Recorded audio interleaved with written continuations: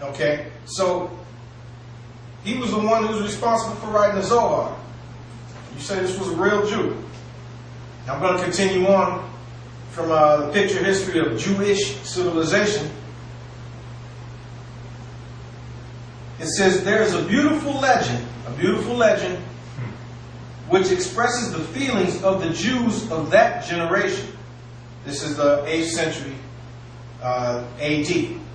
Now, we know that after the destruction of the Second Temple in 70 AD, the real Israelites were dispersed.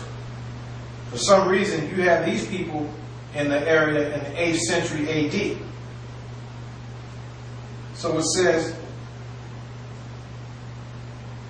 and when he saw that the kingdom of the sons of Ishmael would eventually spread throughout the world, Simeon bar Yochai wept and said, Lord of the universe, is it not enough for your sons what the evil kingdom of Edom, Rome, as Rome written in brackets, is it not enough for your sons what the evil kingdom of Edom, Rome did to them, that you must also send the kingdom of Ishmael against us?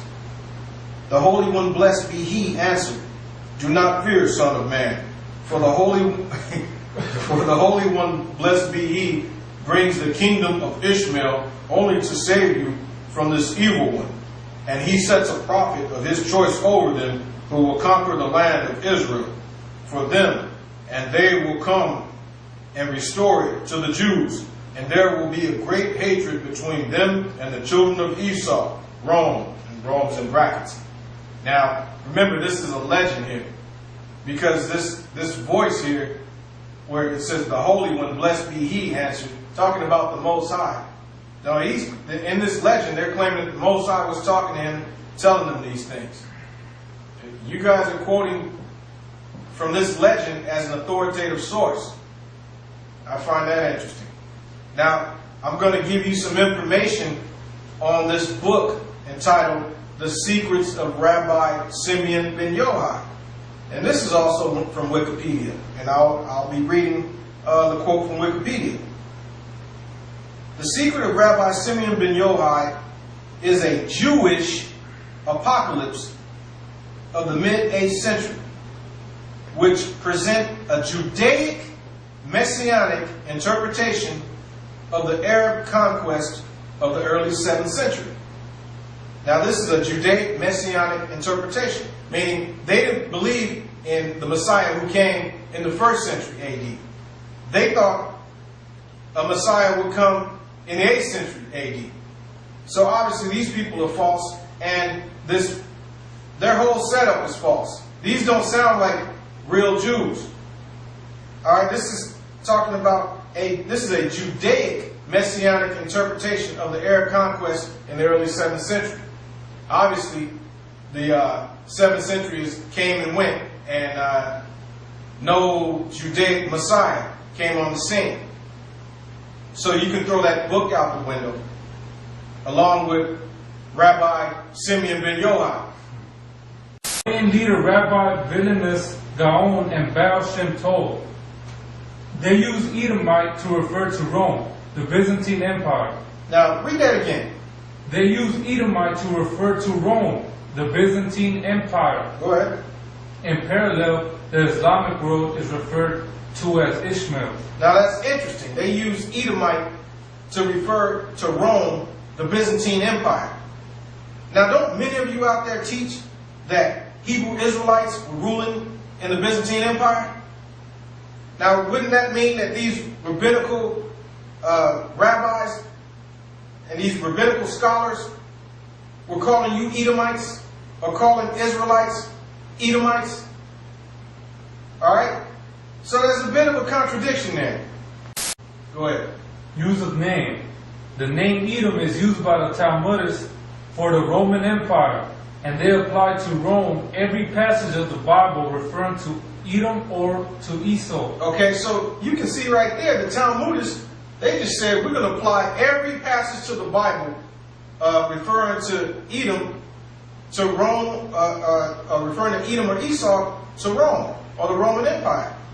Forget line upon line. That's how the Talmudists do what they do. Read on.